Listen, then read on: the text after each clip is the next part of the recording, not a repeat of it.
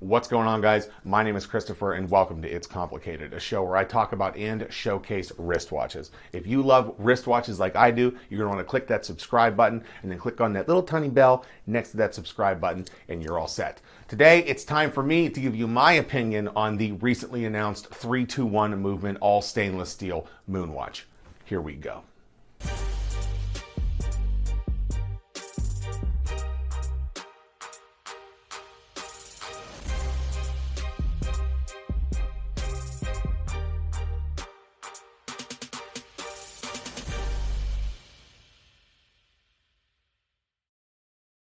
So a lot of members of the community have been expressing their thoughts and opinions on the recently announced 3-2-1 all stainless steel Omega Speedmaster Professional.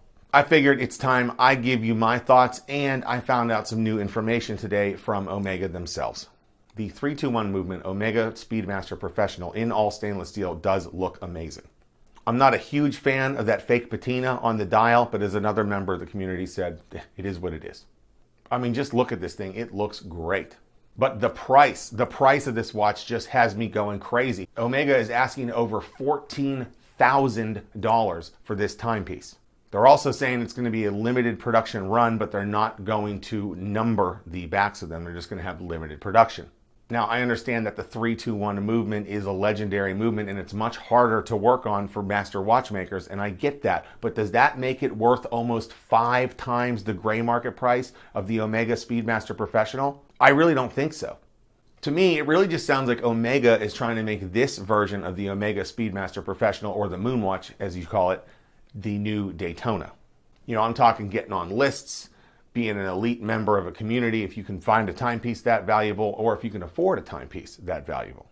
But again, I don't know if I would make it that valuable. That costs on paper more than the MSRP of the Rolex Daytona.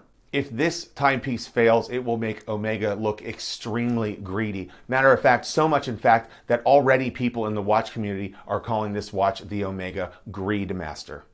And while I totally understand why Omega is using sapphire for the front and back of this Omega Speedmaster Professional, but really, does that really make it a Moonwatch anymore?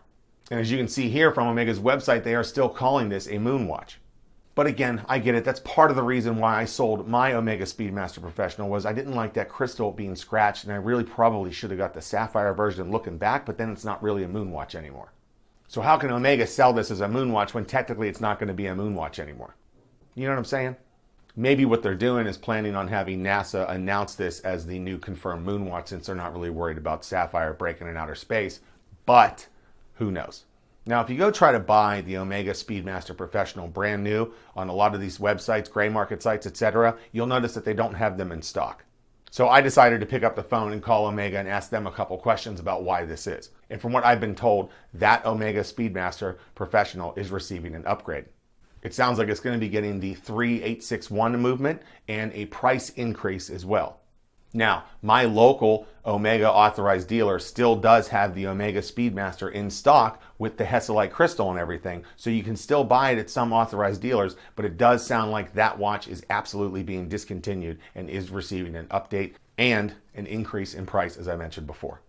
And really, those are my thoughts. I think pricing that watch at over $14,000 is a little ridiculous, especially, as I mentioned before, making it more than the Rolex Daytona at retail. However, as many of you know, it's very hard to find a Rolex Daytona at retail.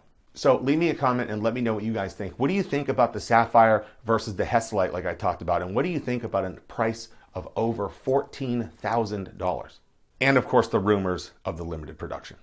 And that wraps up another episode of It's Complicated. Don't forget to subscribe to the show, like this video, share it with all your friends, and I'll see you next time on another episode of It's Complicated.